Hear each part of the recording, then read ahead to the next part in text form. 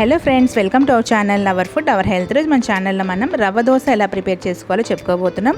దాని కాంబినేషన్గా simple and tasty పల్లీ చట్నీ ఎలా తయారు చేసుకోవాలో చెప్పుకోబోతున్నాం.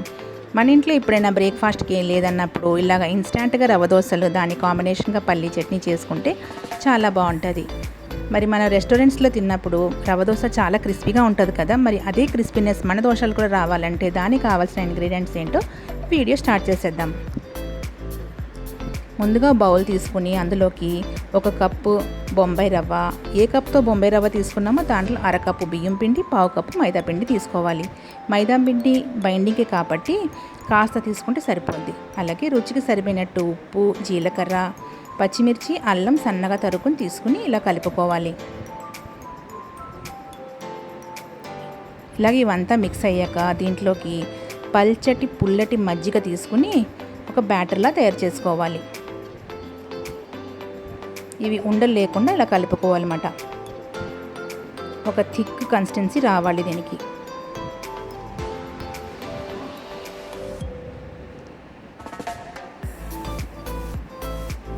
ఈ కన్సిస్టెన్సీ వచ్చిన వరకు బ్యాటర్ తయారు చేసుకుని ఇది పక్కన 10 మినిట్స్ పెట్టేద్దాం. ఇప్పుడు మనం చట్నీ ప్రిపేర్ చేసుకుందాం. చట్నీ ప్రిపేర్ చేసుకోవడానికి నేను 1 కప్పు పల్లీలు తీసుకున్నాను. ఇక్కడ ఇవి డ్రై రోస్ట్ చేయాలన్నమాట. సిమ్లో పెట్టి ఇలాగా డ్రై రోస్ట్ చేసుకోవాలి.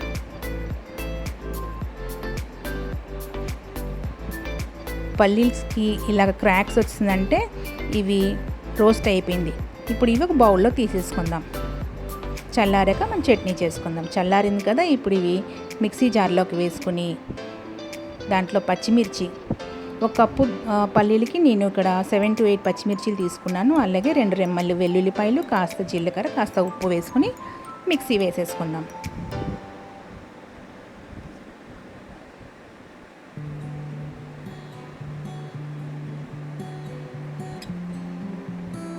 మరి మన చట్నీ ప్రిపేర్ అయిపోయింది కదా, ఇప్పుడు దీనికి మనం తాలింపు వేసుకుందాం. చట్నీకి తాలింపు కావాలి కదా, మరి తాలింపు గురించి ప్యాన్ పెట్టి అందులో కాస్త ఆయిల్ వేసి, కాస్త వేసి సరిపోతుందండి. జీలకర్ర, ఆవాలు, ఎండుమిర్చి, కాస్త శనగపప్పు వేసి తాలింపు వేసుకోండి.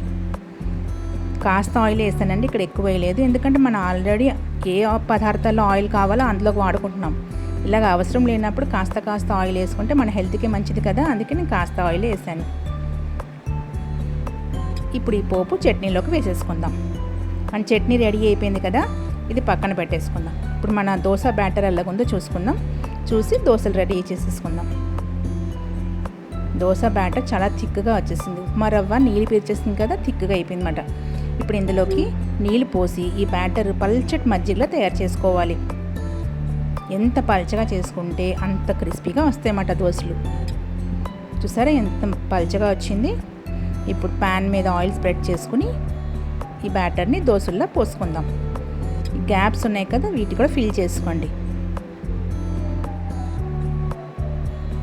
ఇప్పుడు దీని మీద కాస్త ఆయిల్ పోసి సన్నగా తరుక్కున్న ఉల్లిపాయలు వేసుకుని ఆ ఉల్లిపాయల్ని ప్రెస్ చేయాలన్నమాట.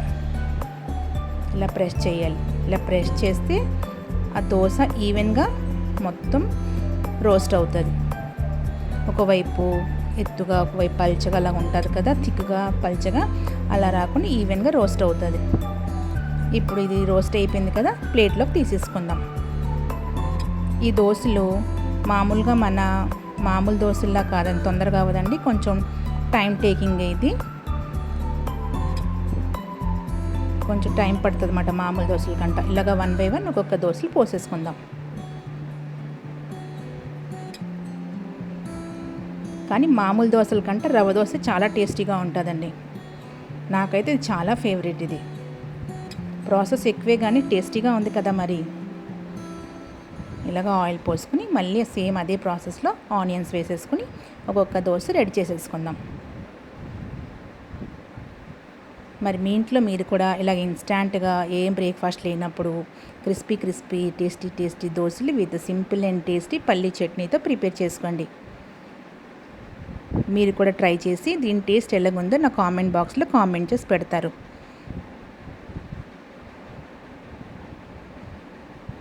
పల్లీ chutney with crispy rava dosa. Friends, నా వీడియో చూసి comment, share, like and subscribe చేయడం మర్చిపోకండి. Thank you for watching my video.